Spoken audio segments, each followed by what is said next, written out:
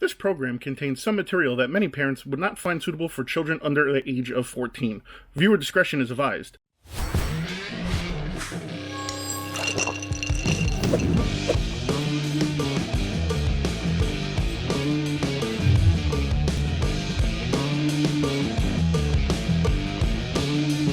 What's going on, everybody, and welcome to another episode of The Collector Shot. Today I got a special treat for you guys. We're going to be talking to Michael Havens from ICCC. We're going to discuss about what it takes to put on a con, all the behind-the-scenes stuff, a lot of cool stuff that you guys aren't privy to.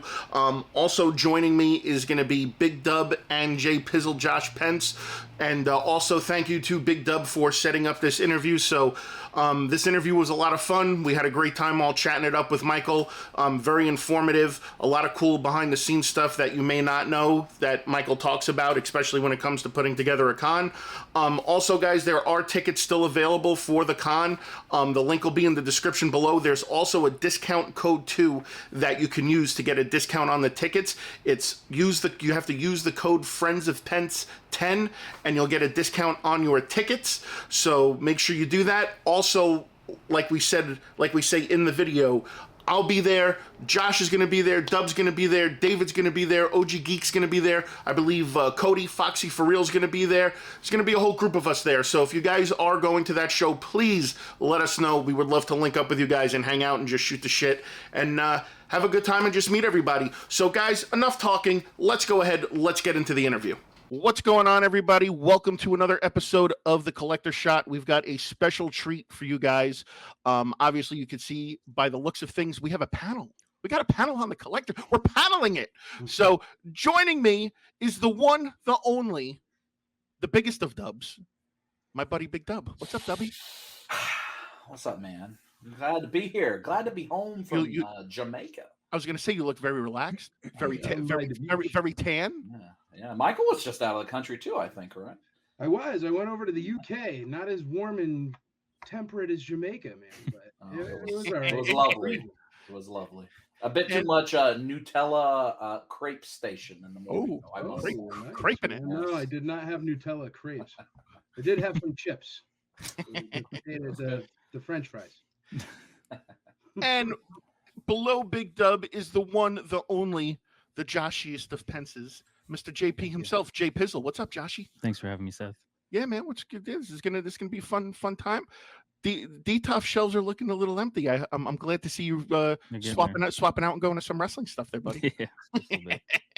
So, and joining us is, I guess, the founder of ICCC. CCC, I keep saying too many CCCs, is the one and only Michael Havens. Michael, thank you so much for joining us. Thanks for having me. I appreciate being on, man. Thank you very much for having me. No, this is great. What we're looking forward to getting out of this is obviously to bring more light to ICCC for you, and also let the people know like what it actually takes to maybe even put one of these shows together, because I'm sure it's something that once it ends after a year, it takes a whole nother year of it to set up just for the next year. So I'm already planning for 2023, man. 2022, it's going. So yeah, living in the future. So, but I appreciate you jumping on. So let's just dive in. Let's just dive right into it. Let's get into the nuts and bolts of things. So what made you want to start doing shows? Well, you get the story. A lot of people have heard it before. For those that haven't heard it, I'm sure Josh has heard it. I think it's what sold Josh on my show.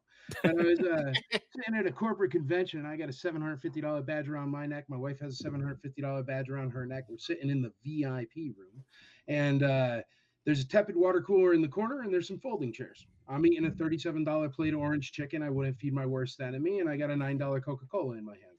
I slam it down on the table, and I say, "We can do this better. We can do this cheaper. This is completely ridiculous. They are just robbing the fans because they have to pay for their giant rainforest wood coffee tables and their Learjets."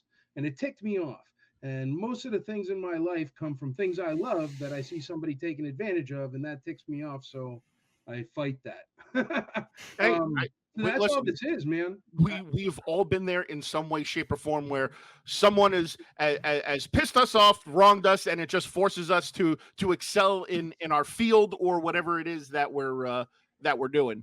So Yes, they say the best revenge is living well, right? So I always say the best revenge is a dish served cold. yeah, sure enough, that too. But no, man, I just see. I have a real job. I have real jobs. I own a trucking company, logistics brokerage, and art galleries. I work a regular job, all week, and I have for forever. And it started giving me a little bit of extra income where I would go to the big conventions on the coasts. Okay. And I would go to these conventions, and I would just get more and more ticked off, man. I'd be sitting there with the highest end badge, and I'd be sitting for XYZ person's autograph literally an entire day of my life.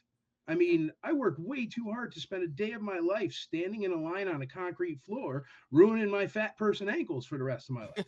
We've know, all experienced that in some way, shape, or form. And if anybody can attest to that, that could be me, because I am I'm the only person I think that goes to Disney and gets grumpy because I have to stand in the lines. I do get sometimes grumpy. And George, I am that guy. and George can vouch for me, because like if I have to wait, and if a line is more than 15 minutes, I'll just keep walking. I'll be like, "Yep, this ain't happening." Well, see, that's the thing. All right, but we all also go to restaurants, right? Yeah. And when you go to a restaurant, do you stand in a line until they decide that you have a table ready? No. Sometimes There's a super duper easy system, right? And what happens is you get the little buzzer thing, or you get a time slot, or you call and get a reservation, or all those things are able to be done, but nobody does them because they don't care if you stand in line for all day. But we do, and those kind of things are what we're trying to fix. So we have like docking times where you can get a certain time slot, so you get to be in a line with 30 people instead of 600. Oh, that's cool. Yeah, we try to get rid of the terrible things. VIP is always expensive at every convention in the world, right? Our VIP is $500. Now that's nothing to sneeze at, but it's still about a third of any major convention with major guest stars. The thing is, it's different about ours than anybody else's is we feed you all weekend. I've heard rumor it has like barbecue and hot chicken and Snickers bars. Oh yeah, man! Ice cream, pie. We got local delicious pie, like top of the line. Josh said, like Big Mama making pie. Yeah. And we got free ice cream and free sodas. So the VIP even includes catered lunch Saturday and Sunday. So that's something that we give you included in that $500. Shoot, you can eat your VIP ticket. So let me ask you a question. Not to put you on the spot. Are those press passes we got? Are those considered VIP? Yeah, sorry, dude. They are free press passes. You can definitely get B-Reel, but you can't get into the VIP section. No hot chicken. We'll have to go to Hattie B's ourselves. You know what? You know what? It was worth a shot. I had to shoot my shot. Just saying. No, hey, man, believe me, everybody shoots their shot. Believe me. You would be surprised how many people think a kid's ticket includes all the autographs you want. Oh my God. It's a real thing. Yeah, and I think, as I've learned more about the show and watching Josh be there and understanding, what you're doing, these are the elements that I don't think are talked about enough, honestly, because most people that go to shows know what a show is, but the biggest pains in the butt are, where are we going to eat? There's this one restaurant in the hotel and there's 10,000 people trying to eat here. And now I'm going to leave. And once I leave, am I going to come back? Am I going to find parking again? The creature comforts that you're allowing for your VIPs, I think, are amazing. Like they really are amazing. And, so being from Atlanta, I've grown up with Dragon Con, and Dragon Con has always been called the world's largest fan-run convention. And when I was younger, I'm like, what does that mean? What are they talking about? Well, they're talking about the coastal conventions, the corporate, and the big celebration of things that are corporate run, and they don't care. They just want to make the money. That's what it's about. And it's and the people that are there are on press tour. That they have to be there. And the difference in the fan run shows are the passion that comes out of it. And it sounds like, what you're doing. I remember many times at Dragon Con going, why can't I just pay a little bit more money and not wait 40 hours to go meet this person? Like, why is there not a path to this? And if I'm correct, Michael, the VIPs get a whole day of the show without anyone else. That's the whole cool day. Thing. It's a day of the show, and not only is it that, but every single vendor is there, every single club is there, every single movie star is there, and there's even special things like here. You guys are the podcast crew. That's what you are for ICCCon. You guys are the major podcasters coming on down, and sure do appreciate it. So I'll give you a little podcast. Huh? I said we appreciate you letting us come. Yeah. I mean, hey, No, man, thank you. But I'll give you a big podcast announcement. Well, Josh Oh. knows. Josh was there since year one, and I was like, "Hey, Josh, man, I need you to go open a box on the stage, man, because I needed something in this hour-long slot." And he's like, "Dude, I don't want to do that." And I'm like, "Shut up! Here's $100. Go find something, and go stand up there with that box and open it." So, I so did. Josh knows. But Josh, this is how far we've come, bro. Listen to this. I know. So this is an exclusive release for you guys Oh, right now. okay, cool. What's going on is we are going to have Melissa Joan Hart come in and record her podcast live on the stage with Ashley Eckstein as her special guest at 1 p.m. on the VIP day. Completely free, completely included. She's not even a guest star. But she's going to do her podcast, What Women Binge. It's the first time it's ever been done live in front of an audience. So that's how far we've come, is where the Melissa Joan Harts of the world are saying, hey, think we could record our podcast on your stage? And I'm going, Josh, I'm sorry, dude, I got to bump you. He's like, thanks, Mike. I really didn't want to do it in the first place. So that's what's happened. And the reason why it's happened is because these guest stars go tell the other guest stars. And all we do is treat every single person like a human being. That's it. That's the way it should be. That's the way it always should be. Yeah, but dude, it's not. I mean, if you've ever been on customer service with Comcast, you're I've been on customer service with Facebook for the past 2 days trying to get down a bogus post about me. Forget it. Forget it, dude. Forget it. It's never going to happen. Well, I think that's interesting the way you bring that up too, because I think notoriously it was Heroes and Villains Con and the Walker Stalker cons that just notoriously treated their guests poorly and were stiffing them, and to the point where the guests themselves started calling things out on social media. And that's not a thing you do terribly often. You don't see celebrities speaking about a convention negatively. That hurts their brand. And you're right. Everybody's just a person, just like everybody else, no matter how famous they are. When they get down to it and they're at work, when they're with you, that's their job. Yeah. And they want to be treated fairly and nicely. So you're under 5 years, right? Old. It's not even at your fifth year. This is number 5. Yeah. No, this is our 5th year, 4th con. So I think that's remarkable. Thankfully. Yeah. And hey, Josh, you feel like our dirt floor? Dude, you don't even understand how much easier that size of a venue with those huge garage doors was, Josh. I know I had a dirt floor, man, but oh my God, was it easy? It was great. I remember watching Josh go up there, and I'm like, it looks like it's the rodeo. Like, is he about to go up on the rodeo? I'm not sure what's happening. It was. My whole pitch that first year was, hey, listen up, everybody. My name's Mike Havens, and I'm bringing William Shatner to a barn in Tennessee. Happened. Hard sell at dawn. So Josh, have you been to all 5 years? I've been to the last 2 years. I did not go the first. Nat actually reached out to me the first year, and it was like a couple weeks before and couldn't make it. But then year 2 and 3, and now this one. I'm in for live. The box. Yeah. 2 was when I opened the box, and then last year was the first year at the hotel. So it's a Josh in a box. Huge difference in 1 year. Huge difference in 1 year. Ridiculous. I like to take 2 steps at a time. Oh man, I'm excited for this year. Not only I get to have my friends with me, because last year was with Karina, which was great, but now having people that I miss dearly get to enjoy like 3 days or something. It's gonna be fun. So the whole gang's gonna be there. Yeah, so I'm excited for that. You have unbelievable guests. I mean, everybody already knows that, but good Lord, man. You just went from like A to L in 1 year. It's ridiculous, man. So bravo to you. I know we're going to talk about it a lot, but I just want to say personally, thank you for this. I, as a fan and as a friend, am excited for you. Absolutely. And kudos. I read the article you posted, I think it was earlier today, where whatever newspaper had done an interview the with Nashville you. Voyager. That's the Nashville Voyager. Very fancy pants here. I believe you said in that you spent more in investment yourself than your first house to get it up running, or something similar to that. So I lost more than my first house on the first. Lost. That's right. You lost.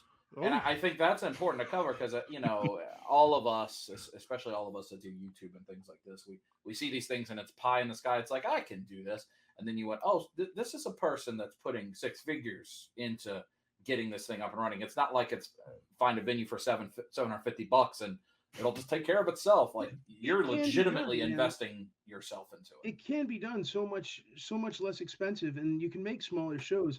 I mean, we used to just do the IC meetups, and that only cost some Little Caesars pizzas. I mean, there were 150 people.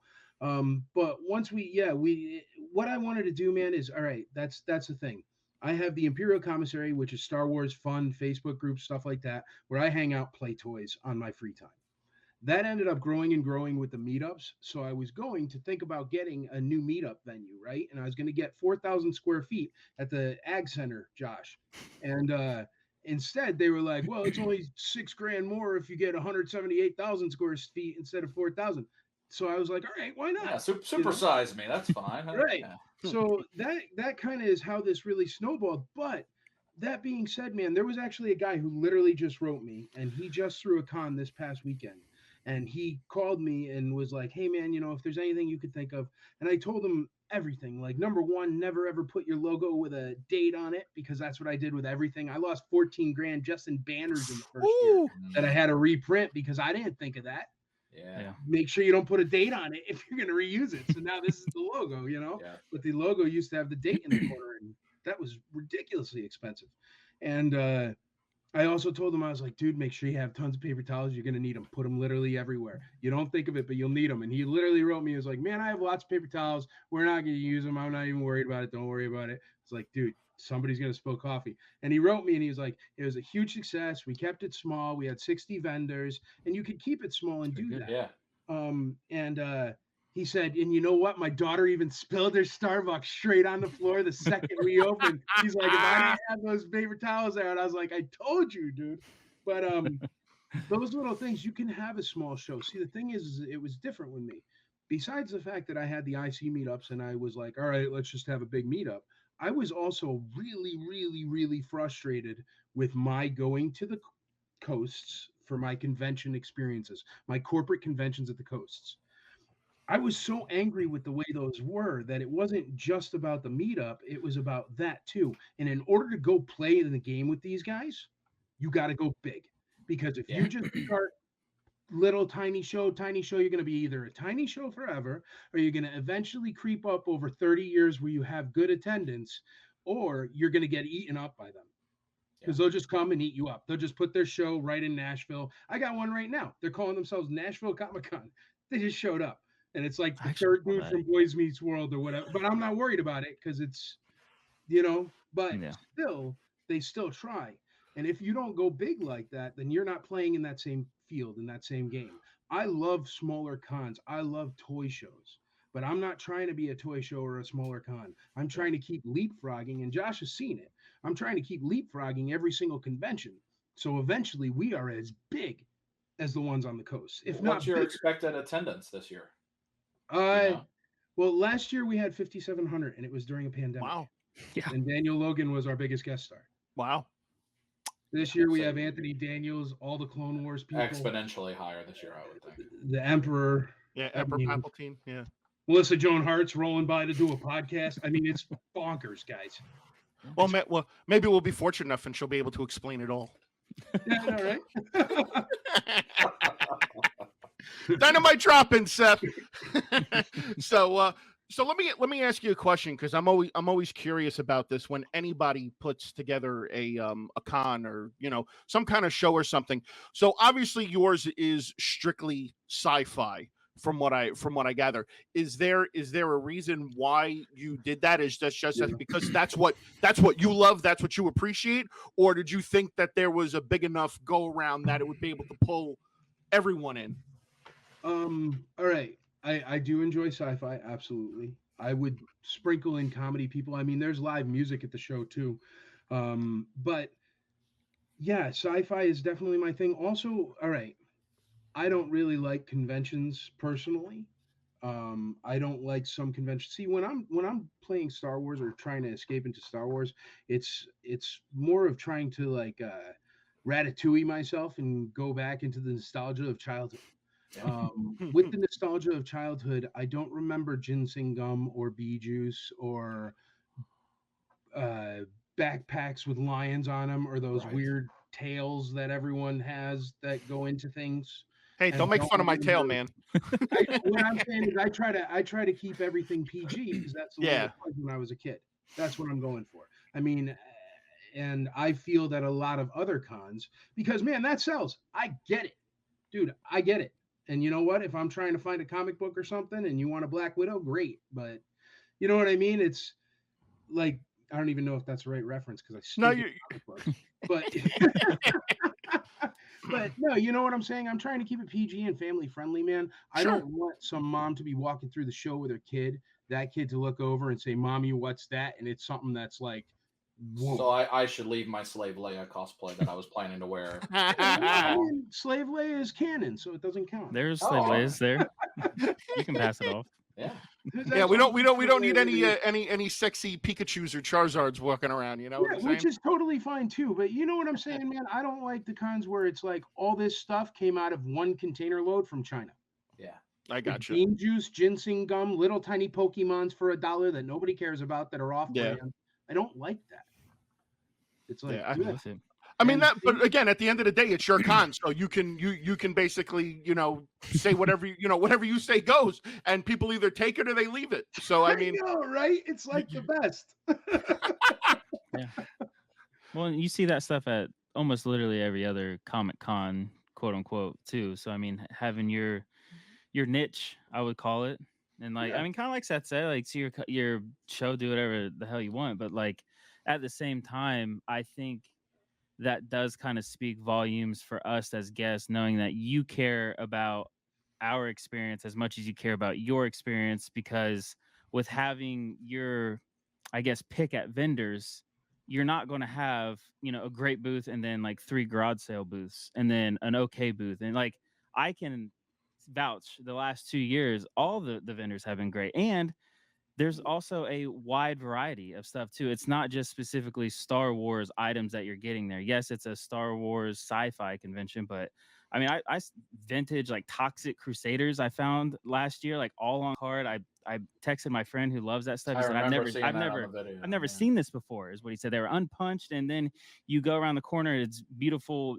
Beambo's art, you know, it's great stuff, and it's just one after another. Do you restrict or do you make vendors get approved what they want to sell? Like, do you turn vendors down?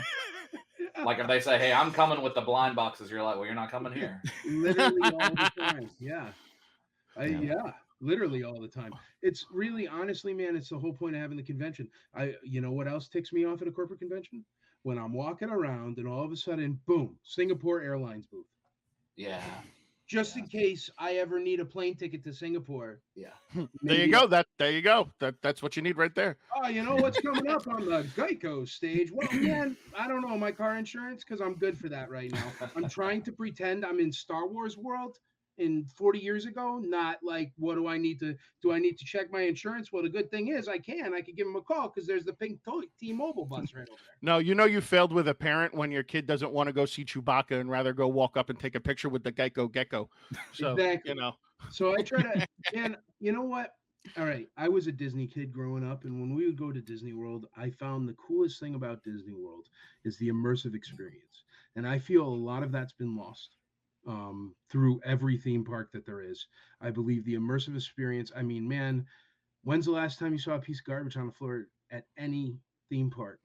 And it happens all the time now. There isn't that next level of, this is a fan walking into blah, blah, blah land where it's magic. Do you know what I mean? Yeah. I don't remember the last time I was told to have a magical day. And I give them 10, 15 grand a year. Oh no, I just get people to give me the middle finger and just tell me to fuck off. That's, you know. That to me is insane, man. You know what's the crazy thing? All right, people call me because we send out collectible badges, right? They kind of look like this, but this is last year's. But we send out collectible badges. That's cool. So in order to send these out, so people don't have time to knock them off, because that's how people are, you have to send them out close to the show. Yeah. So right now is the time where everybody writes me or calls me and goes, "Hey, I bought my badges, 3 months ago. I was just wondering, when will you get them?" And, I tell them, "Oh, we're shipping them out starting 2 weeks before the show. We ship them out so nobody can knock them off." And I have answered that about 1 million times. And you know what these people always do is they always reply back, or when I pick up the phone, God forbid, or somebody else picks up the phone, and they're always like, "Thank you so much for calling me back. Thank you so much for answering me." They cannot believe that they are connecting with a convention human being and that person is giving them information. Oh, those days are long gone. Everything is now basically automated. So you get Why? you get a robot 99.9% of the time. You call, you get me. I'm literally putting my business card with my phone number and email address in the VIP boxes. Well, I think that again speaks to your attention to detail, even with the badges. So a lot of shows that we all go to, especially big shows, you have to go wait in line to get your badge. And I'm like, I understand you're trying to prevent knockoff badges, but man, there's got to be a better way than the first 8 hours of my show spent just trying to get into the show. Yeah, you ship them 2 weeks before and you pay for the shipping. But if it's corporate, they go, that's $6.95 a person. Yeah, it's times 100,000 people. I'm keeping that money. You know, that's the way they're doing it. You know what I mean? But that's the thing. These little tiny things, and that takes you out of the moment. It takes you out of the experience, and I hate that. Well, I mean, it's you know what it is, because like I guess this is my first interaction with anybody that has been on the upper level, or actually owner, or the person that runs the show. And and I really like what I'm hearing, and like I said, I appreciate you taking the time to talk with us. But I think it's really cool that you're really passionate about it, and you feel that adamant about giving everybody the best experience you could possibly give them, because again, you've been there, you pay for something, you, like you said, you want to get immersed in it, you want to experience, you want to dive into the realm, you want to lose yourself for a couple hours, and I think a lot of that is lost. I agree with you. I think a lot of it is lost at a lot of these shows, and it's great to see that someone actually cares. Thanks, brother. I appreciate it. I really do, man. I really do. I think that people having good experiences is the best feeling you can get. But that's also how you get repeat business. Yeah, for sure. But I'm also a nerd, man, and I live in Tennessee. Another major reason for this convention is the problem with Tennessee is it's all built on rock. We're built on this slate. So there's no basements, or like 99% of the houses don't have basements. So everything cooks in the Tennessee heat and freezes in the Tennessee winter in the attics. So vintage anything, and I'm a vintage Star Wars collector. I mean, I'm sitting at my desk here. I literally just picked up a handful of Boba Fett's. I mean, I'm real nerd. Oh, Jesus. And but there's nothing here. So I wanted really cool toys to come here. That's why I used to go to the ones on the coast, was for the toys, not the guest stars. Guest stars really aren't my thing. Maybe that's why they like me, because I'm not like, oh, it's the Emperor, awesome. I'm like, hey, man, how you doing? My name's Mike Havens. Anything you need, you know what I mean? So but I wanted the toys, and the toys that come to this, like Josh was saying, man, because it's crazy. And these people, they come, and everything is like, the one booth is trying to show up the next booth, is trying to show up the next booth. And the items that come out, man, even Josh, you were there, room sales, which is technically not a ICCC event, but it happens. And we looked. It's unsanctioned. The only reason why I say that is because I go to bed at 10 o'clock at night. Listen, the room sales get wild. It's got nothing to do with me. We just had some room sales recently. They get wild. That's where the backdoor deals happen. Yes. But the stuff that comes out there, man, I mean, we had that one guy that came in, he flew in from Australia back in 2019, bought a $350,000 rocket firing Boba Fett for cash in a random Marriott in Franklin, Tennessee. Yeah. Didn't one of the recent years you had multiple of those at the show? We had 4 of those on site at 1 year. Yeah. And those are like the holy grail of like Boba Fett, right? It's always like, oh, there's only one in the world, and it's like, nah, man, there's 120. It's still rare, but that's a lot. I got to see it. No, cool stuff comes out there, man, because it's big collectors that come too. Because you guys go to a lot of shows, right? Yeah. And I know you guys collect some modern stuff too, but you really know, like, there's certain levels where it just stops, where there isn't anything that's older because the margins are too low or the pieces are too expensive. Yes. It's not really like that here. I mean, it's definitely, there are hot toys and stuff, Josh will say, but there's not as many as a regular con. You'll find pops, but like guy, That's true. Will I find on-card Knickerbocker Lord of the Rings from 1979? There's actually a guy who's definitely bringing one of the ring wraiths for sale at the room sales, because he showed me a picture of it. Oh, just send him my way. Just say he doesn't need it. He just. It Sell was to me. really, really nice, man. I think one of the parts fell off, or does it have a sword? It has a I'm sword. not really. Is it a loose one? All right, so it might have been fine. It was just a sword in there. Oh, But it I see. looked good, man. I mean, the bubble wasn't even. Listen, we were just at a show, Seth and I, and someone had one I wanted to buy, a carded Aragorn, and we couldn't get that guy to come sell it to me. We were cawing as loud as we could. He must have had extensive diarrhea. Because 30 minutes later, I'm like, does no one want my money? This is not cheap. Like, this is an expensive piece. Well, it wasn't really even expensive. It wasn't even your money. Natalie had to buy it for you. We were sitting there for 20 minutes straight going, Kaka, we need help. Where's this guy at? It's not $10. Oh, God. But no, that's cool though too, that you screen the vendors and everything like that, because one of my buddies who's local to me is actually going to be one of the vendors there, Dominic with Bits and Buttons. So yeah, so that'll he's got a good store. Oh, That's he's a got good, a that's a God. good vendor. Oh, that's a great store. That's the best store in all of South Florida. It's featured in my video every week. There was Madeline Midkiff, man. She really nice older lady, but she came the first year because somebody talked her into it. That was on one of my IC groups, and she like makes these pillows and blankets and stuff with the, like Ewoks on it or whatever. I'm sure Josh has seen them. She's been there every single year. She is a sweetheart and does very well and comes all the way from Florida every single year. And I love that because it's like, not only do we have all the toys and the things and the nostalgia of your childhood, but grandma's over there and she makes quilts and pillows. Like, it's awesome. So that's really what I'm going for, man. I'm trying to make it all an immersive experience. And the wonderful thing is now this year, we got the whole hotel. So we got bands in the atrium. I mean, if you don't want to be bothered, ask for a room on facing the outside. We got bands in the atrium till 11. The bar's open till 3. It's gonna be a good time. Well, unfortunately, I wasn't quick enough to book a hotel at the room at the place, because my partner in crime, who couldn't make the live stream tonight, drags his feet sometimes when it comes to making rooming board arrangements. So I will be staying. You're sleeping in the truck, right? I'll be sleeping off property. That's right. I'm sure, Josh, you got a bathtub. We got a bathtub. You'll be fine. Who wants a snuggle, buddy? Yeah. Speaking of, sorry, Brian. Go ahead. I was just going to ask, in terms of last year, I assume you're going to have your drink list where it's all Star Wars themed with the bar. Ooh.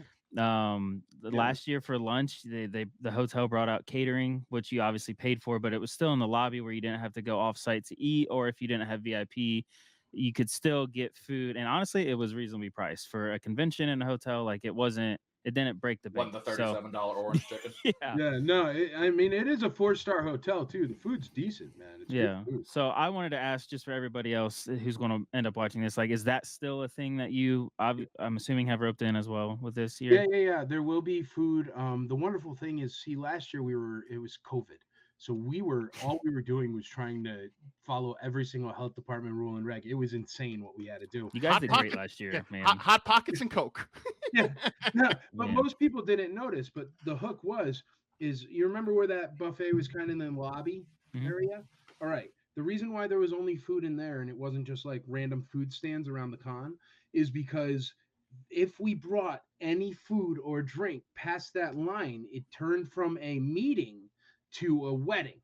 And as soon as it turned to somewhere where people are served food, it would have dropped our attendance down at one single time to 250. And if you noticed, you could only get in the front door and then spit you out the side, and everybody's like, why can't I just go back in? The reason why is because we were allowed 750 humans at a time, and we had a security guy at the end and a security guy at the front numbering people. Yep. So it was crazy how many humans we actually moved through that building and stayed in all the rules and regulations for the health department. It was great. But this year, yes, there'll be like bars by like the main stage and stuff, man. You'll be fine. It'll be way more accessible. Plus, it's ICC Con. We're for collectors by collectors. If you don't want to buy $1 million thing, or if you don't want to go buy, a nice chicken cutlet or whatever, bring a sandwich. Bring a peanut butter and jelly sandwich. Yeah. Who cares? I mean, I'm not going to stop you. My security's not going to stop you. You want to go outside and sit on the grass on a beautiful Tennessee sunshine afternoon. You are not going to have the Proknovic come on out there and take your sandwich. Have a sandwich. For the love of God, people. Bring a bag of chips. It's cool. That's actually nice. It To be is. fair, I mean, most times you can't bring anything in. Well, now, Michael, you said you have a trucking and a logistics company. You started those businesses? Yes. Because that's, I mean, listen trucking to you company. talk. You sound like a startup guy. That's what you sound like. Yeah. And you're treating this like a startup entrepreneur would. I've been watching I've been fascinated with the rise and fall. We worked over the previous years, and obviously Adam Newman, who's crazy, but turned that company from a startup to an $80 billion company. And one of his lines, when he was pitching his idea very originally to college, was like this dorm style, working space. And so one of his classmates like, well, who's going to clean the bathroom? So, well, all of us are, because it's all of our bathroom. And they said, well, specifically, that's why we're in college, to not have to clean the bathroom, to have my own office. And his quote was, you're going to spend the rest of your life trying to get back to this moment. Every trip to Vegas, every bachelor party, remind you what it was like when you were young. Why do we have to change out of that? And that, like, the way you're talking about the show and getting it wrapped up in the nostalgia and staying in it, also being approached as somebody that is a successful entrepreneur. I just want to acknowledge that. It's very impressive. Like, I can tell. I mean, in my non-nerd life, I manage a 9-figure budget. I understand what life is like in that space, and I think you're speaking to the customer very positively. Thanks, brother. I appreciate it. Yeah, man. In real life, my real jobs, luckily, they afford me to be in the position to be able to throw a few $100,000 away at a con and let it completely flop on his face. But the 500 people that showed up that first year sure had a heck of a time. They were hanging out with William Shatner all day, being like, "Hey, man, you want to like throw some horseshoes?" Cool.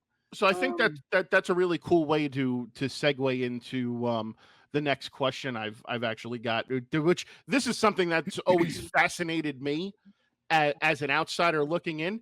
How do you guys go ahead and determine who you're going to book for the cons? Like, do you just like wake up one morning and be like, you know what, fuck it, I'm getting Palpatine, or shit, you know what about C-3PO? I mean, I don't. I'm always curious to like how people like figure out like who do you want to bring in? Like to me, like I don't know. Like again, I know you said you're a big Star Wars guy, so like are the like the guys that you're having come in this year? Is this like your ultimate like coup de grace list of like the top people you would ever want to meet, or do you just be like, you know what? Let's make some phone calls. Yeah, who's available? Yeah, let's see who's available. Or is there a legitimate like thought process behind it? There is some thought process.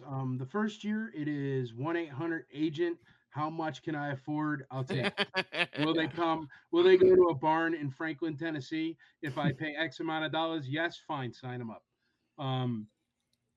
Now you're sliding into the Emperor's DMs. Hey, big boy. Yeah, no, that ended up working out. The second year, it was more through personal connections, because once I did it, and everybody was like, "Holy moly, he did put William Shatner in a barn in the middle of nowhere."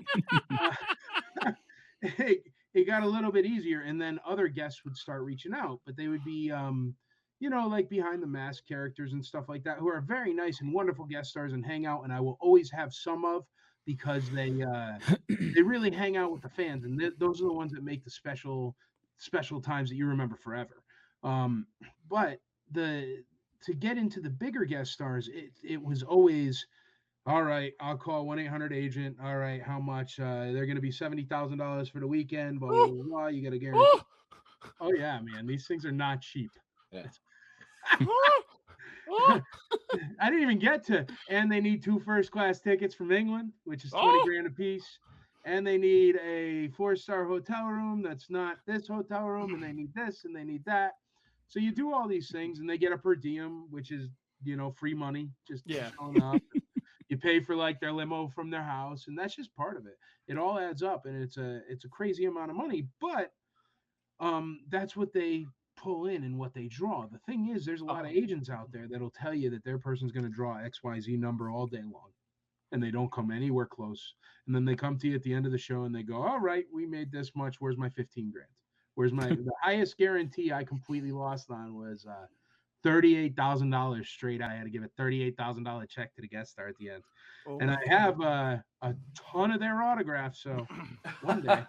I hope at one point that you like just call me up and say, hey, Seth, I need a guest. And then I'm going to be like, here are my list of demands. I want fresh fruit and flowers at my door every day.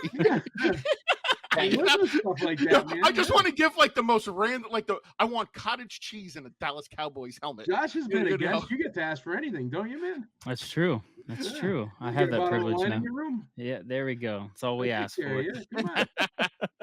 So Michael, with that, you think is the guests where you value the biggest draw? Like that's where you're going to invest the most of your resources is getting a good guest list to build the show. Most of my resources would be mostly my time, and my time is mostly spent on hyping it, talking about it, telling people about it, making adverts, building websites, just hyping it. The guest stars, yes, they do draw, but the problem is it's like pulling teeth to get them to say they're going somewhere. Yeah, especially now. And some of them don't have social media. And the thing is it's still me going, hey, the Emperor is going to be here until, guys with big podcasts like you or video casts like you come on and you guys tell your friends. And then they tell their friends. And that's what's been starting to happen. And it's been starting to snowball. It's all word of mouth. Yeah. Yeah. And that has taken out the folks of the 1-800-AGENT to my phone. I'm sitting on I'm sitting on the porch the day after the con with Daniel Logan hanging out at 3 a.m. and I'm on the phone with the Emperor. I love that story. The Emperor calls me. The Emperor, yeah, do it. Yeah. Use your money and book me. But no, it just, you know what I'm saying? That's how it happens. And it's because of the good experiences, man. I am turning down, and I would love to have every guest star on the planet, but I'm turning down guest stars left and right. And the problem is the venue is great. The venue's great. The problem is we're already getting too big for it. Yeah. And I've been out of vendor tables for a month and a half already. Wow. And I have a waiting list of 40, 50 tables long. I can't do anything with it. So is the next evolution going to be like, instead of a hotel, going to like an actual convention hall? Yeah, like a convention hall or something like that. I was literally talking about it with my wife today, because she's crazy enough to let me be crazy and do these crazy things. And she also does all the accounting for everything I do, so that way I don't go to jail, which is great. Because I'm not really an accounting type guy. I'm a dreamer, Yeah. She's an Excel spreadsheet kind of person. But no, so I was talking to her today because all right, here, I'll ask you guys. You tell me what to do. This is how I outsource, all right? Here's my plan. We need a venue that's bigger. If we go up a venue that's bigger, the only bigger hotel, where it's hotel and convention center on site in Nashville, is going to get us an extra 12,000 square feet, but it's on 2 floors. 12,000 square feet is nothing. My problem is I expect, because I have some connections to some guest stars, that one guest star that should take 50,000 square feet. I can't say who it is, but if they eat 50,000 square feet, I need to get something that handles somebody that can eat 50,000 square feet. So I need at least another 60,000 square feet on top of that 50,000 square feet just to put on the con I'm throwing this year. Wow. Yeah. Wow. So I need something like 178,000 square feet. But unfortunately, Walker Stalker did the thing they did down in the old venue, which was the rodeo. Because darn it, Josh, I'm going to buy that darn place and pave the ground. I'm not even kidding, because it was huge. And so what I need is 100-something thousand square foot venue. Wow. That is within 10 minutes of a great 4-star hotel in Nashville, like this hotel. We could keep the hotel. I need a bigger venue. Yeah. So I've been looking and I've been thinking, should Titan I Stadium. Go ahead. What do you got? Tennessee Titan Stadium. Yeah. All right. Here's the problem. I've looked into it. Problem is only the club section's really covered, so it'd be really cool. But you could do Music City Center, okay? Or you could do the Metroplex Coliseum, all right? Both of these places could hold a larger venue. The Music City Center could hold, 300,000 square foot. Wow. So it would be perfect. Problem is you immediately change from the 4-star hotel that's $200 with our room block to where I can do free parking across the street and run a trolley, to a $550 a night hotel that's downtown Nashville, that you go to walk across the street or drive to the venue, and it's $45 to park every time. Yeah. And everything around there is going to cost you, just for one Move person, closer to New York $40. Comic Con. Yeah. So what I do is I turn it into, just another Comic Con, and I lose the entire thing where I want to keep for the people, or I go completely insane, buy a giant building, and just Run it out of there every year. Yeah. right, and make it like the Bonnaroo of Comic Cons. Yeah. Here it is. Here's the GPS coordinates. And that's what I think. That's where my mind goes. Because I go, all right, why don't we have, fireworks at night? Why not? So The crazy. problem is because the venues won't let you have fireworks. Why don't I have food trucks? Because you can't have food trucks. All right, fine. Why? You're telling me if I own the land and I own the parking lot, I can't have food trucks? Darn tootin' I can. Those food trucks could be shooting fireworks. Well, there's plenty of music festivals that do that. It's not like it's a unproven model. It just maybe isn't in this space. But Well, in mass humanity going to celebrate a fandom, it's a thing that's happening. Yeah. Music festivals tend to draw a crowd that doesn't mind the tents. We tend to draw a crowd that likes an air conditioner. Yeah, it's true. Bed. Yeah. And places to sit at all times. Yeah, that's true. So that's why there's where I am, guys. So I can move it to the Music City Center, and I could become old ICC Con just like everybody else. That's tough when you lay it out like that. That is it's a rock and a hard place decision. Are there places that have, so the way Dragon Con works is it's 5 connected hotels that all have bridges to go, and so they use all the convention space across all those hotels. We could definitely do. We could do that with the Music City Center, but I mean, go park at Dragon Con. It's going to cost you $45 in a $500 hotel room. Well, I mean, the problem with the Dragon Con hotels, they're $209 a night. They just sell out the day they go on sale a year ahead of time, and then you got to pay whatever you got to pay to get it from someone else. Right. But it's such a boom for the city that I'm sure you could prove the economic model to the city of Nashville where they can help.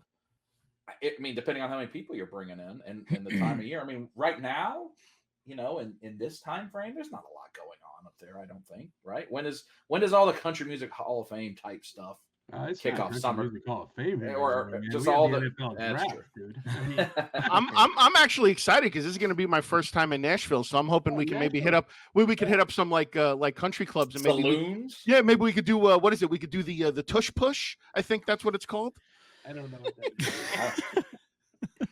It sounds like there's going to be live music all the time at the show. There will be live music at the time at the show. The Gomorian Guard movie has a stars band. come up on the stage. Man. It's a good time. The Gomorian Guard band. Yeah. The Gomorian Guard and Steve, right? Jeffrey Cantor from Daredevil and stuff. They have a band called the Con Men now that they made at last year's ICC Con. It's a much closer convention than another convention. It's not really like a convention. It's like all these people got invited to a really good party. Yeah. I mean, honestly, it's what it feels like. So is this your second year doing it at this hotel? Yep. And they welcomed you back with open arms, no qualms. Oh yeah, they begged me to come back. I mean, nothing against them, but I mean, dude, it's not too often that any 4-star hotel has like sells out for a weekend. 1,000 collectors that all come to their bar and eat their chicken. I mean, it's like give me the top shelf. Yeah. Usually they get like one airline pilot sitting in the corner nursing one scotch. It's Yeah. So that's great. They love us, man. Yeah, for sure. So do you have now obviously, switching gears for a second, because you said you're a collector yourself.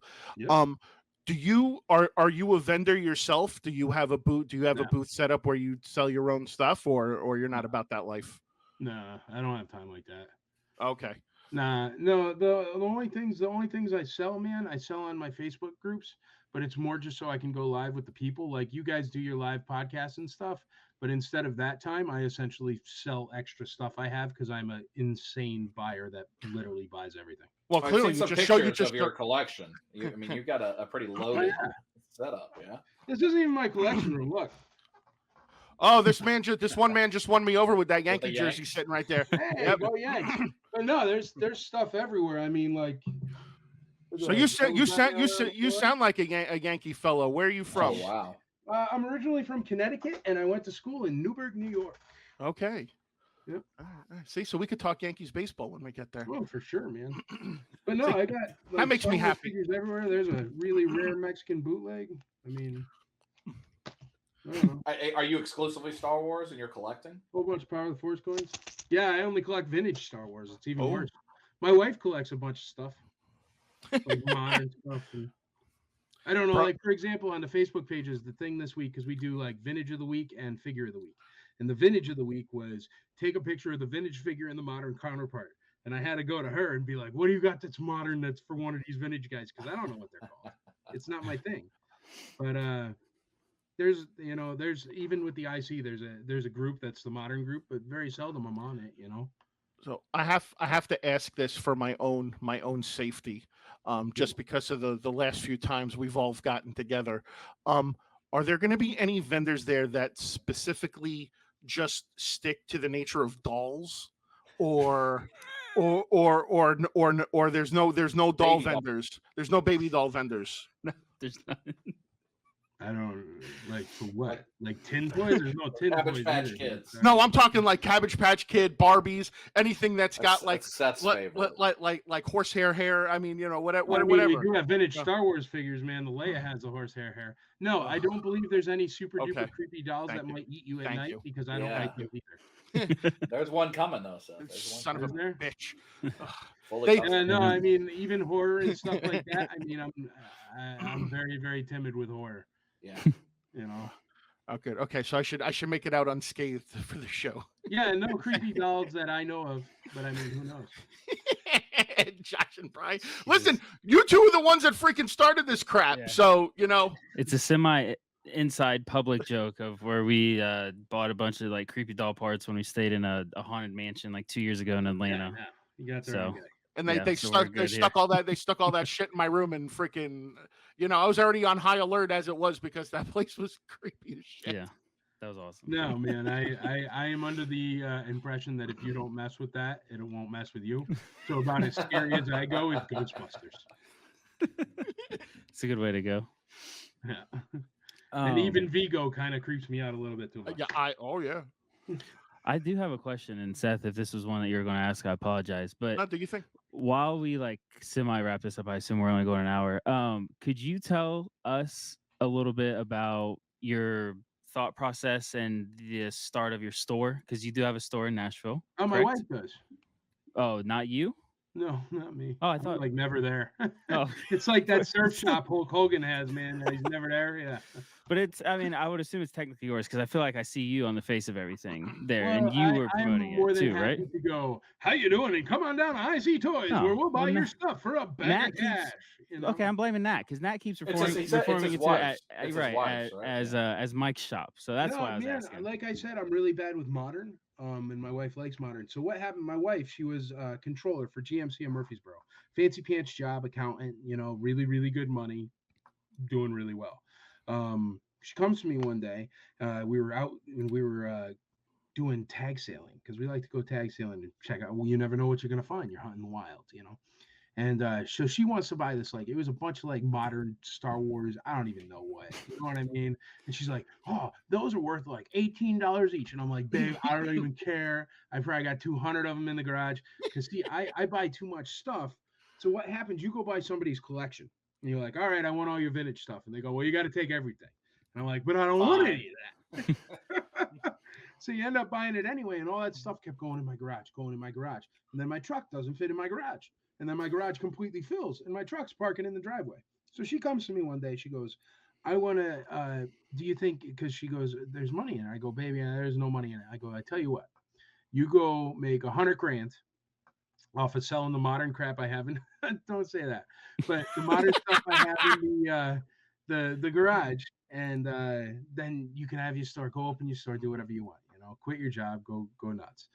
And so she sold, I think it was like $100 worth of stuff, and I found a killer deal on this store that looked like the bunker from Return of the Jedi. So I was like, well, if you want to do it earlier, maybe we could do it. Look at this place, blah blah blah. So she was really excited and wanted to do it, and I said, you know what, whatever. So I bought 4 display cabinets, set all that stuff up, put like 18 video cameras into place, and I took all that modern stuff from my garage and I threw it in there. And then I took all the vintage stuff that's doubles and triples and stuff, and I gave it to her too. And she's got those little QR codes with the price stickers and the numbers, and they're all color coded. And there's like this some kind of, the white machine they got all the little trendy coffee shops with the iPad in it. Yeah, the square. And I try to use it, and there's some kind of number, and I'm supposed to be a number for getting in because I have like a manager thing, but then the manager thing brings up a different screen, and I don't understand it. All I know is my truck fits in my garage. My wife is super duper happy. And every once in a while, I get a messenger message where it's like, check out this cool vintage Star Wars stuff that just came in. And I'm like, I'll take that. And I'll take that. And it's really cool. So I love that the store's there. But no, that is a, women in business, 100% her owned. Gotcha. All I do literally is I can still buy all the stuff I buy. And I have somewhere to get rid of all the stuff I don't want. Wow. You know what's the great news? You know what the great thing is about that is that eventually at some point, if you wind up selling off a piece that you were like, oh shit, I can't believe I sold that off. Hey, I wonder if it's at the store. Yeah. Is the store open during the show, or does she vend at the show, or? She does the accounting at the show. So she will have a vendor booth at the show for IC Toys where she will have, I don't remember who, but there's somebody running it. It's not her. And it's mostly with like some cool stuff. So it's like, oh my God, look at that. And coupons to send people to the store. Oh. And then she has another guy that's an employee that's going to be running the store for the con.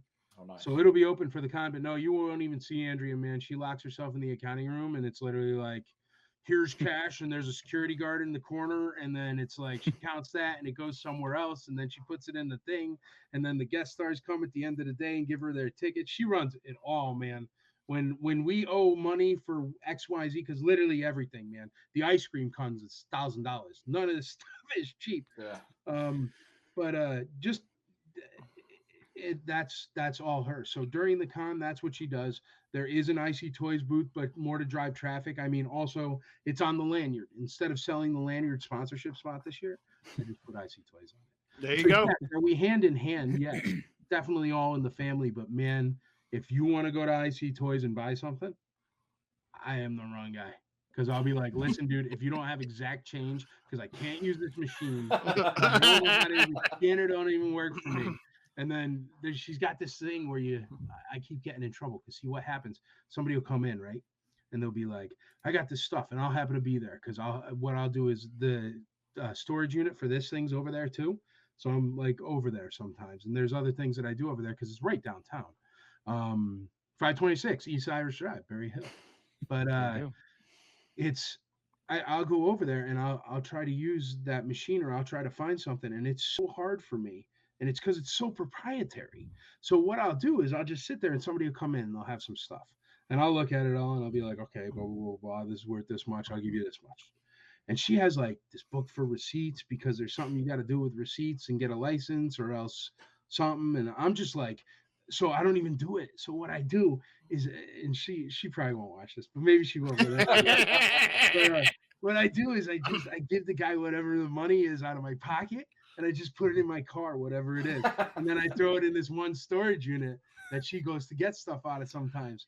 Because I don't know how to use the darn receipt book thing.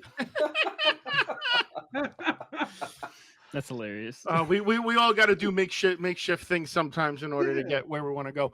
So, Michael, I think we're going to wrap it up unless any of you guys got any other questions. No, I'm excited. We'll have to go to the shop and do a little toy hunt. Oh yeah, for the channels while we're in Nashville. Yeah, we're gonna toy hunt the crap out of Nashville. I mean, Michael, you'll see. I think we've got a fair amount of people that are coming to all meet up. Outside of our group. So hopefully we do a good job representing and getting new eyeballs on everything. Because I think it's gonna be fun. The more people that talk about it, that's how it grows. And you know what, man? The guys like you guys that do these video casts and podcasts, especially during this pandemic time where everybody shut down, it was really important what you guys did. And not here in the state of Florida. I was going I'm in Tennessee. People keep writing me, hey, do I have to wear a mask? I'm like, this is Tennessee. You haven't had to wear a mask yet. Not for about 12 months.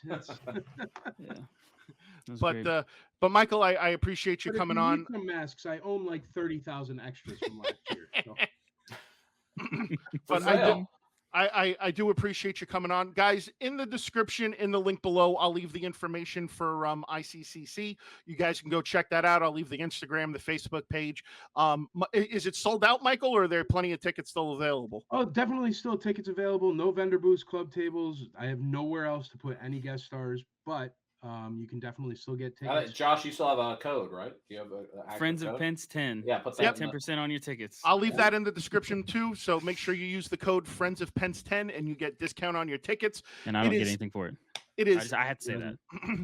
It is ICCC, April 29th through Sunday, May 1st of 2022. Come down, come hang out with Michael, come hang out with Emperor Palpatine, Anthony Daniels, Ashley Eckstein, Clarissa Explains It All, Melissa Joan Hart. Only if you're a VIP, that's a VIP exclusive. Oh, only if you're a VIP, sorry. And then also come hang out with me and Dubby and Joshy and OG Geek. And I think Foxy's coming, right? Cody's coming? Yep.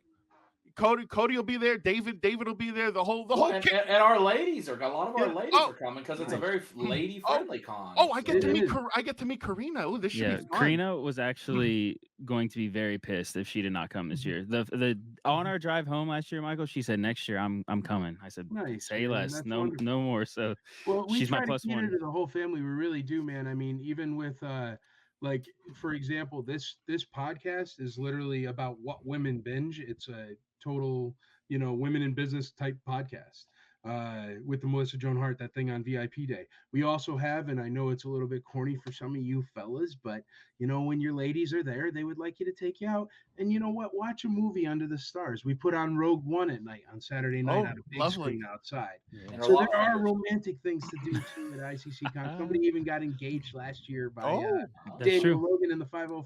So you think Michael want to snuggle up next to me while we're watching a little Rogue One? Believe so. Since you don't have a hotel room, you just stay out there the whole night. And he said they won't kick you off. Have your peanut butter sandwich. We're living on the lawn. So, all right, guys. So again, I'll leave all the information in the link in the description below. Also, make sure you go subscribe to my man Jay Pizzle, and also don't forget to go subscribe to Big Dub on the road to 5K. I want to give stuff away. I got too much. He just wants to give stuff away. He's got a plethora of items that he just wants to give to people. Yes. You gotta get your wife a store, man. Help him give stuff. So again, guys, I'll leave the links in the description for everything below, for ICCC, the code for the tickets, Josh's channel, Dub's channel, and all that other good stuff in between. And so if you guys like what you saw, please be sure to give a thumbs up. If you're new, please be sure to subscribe. As always, be sure to hit that bell so you get notified every time another episode of The Collector Shot gets uploaded for your viewing pleasure. As always, you can check out all the excellent content we always offer right here at MCE. And until next time, guys, maybe I'll give you your shot at The Collector Shot. See you guys next time.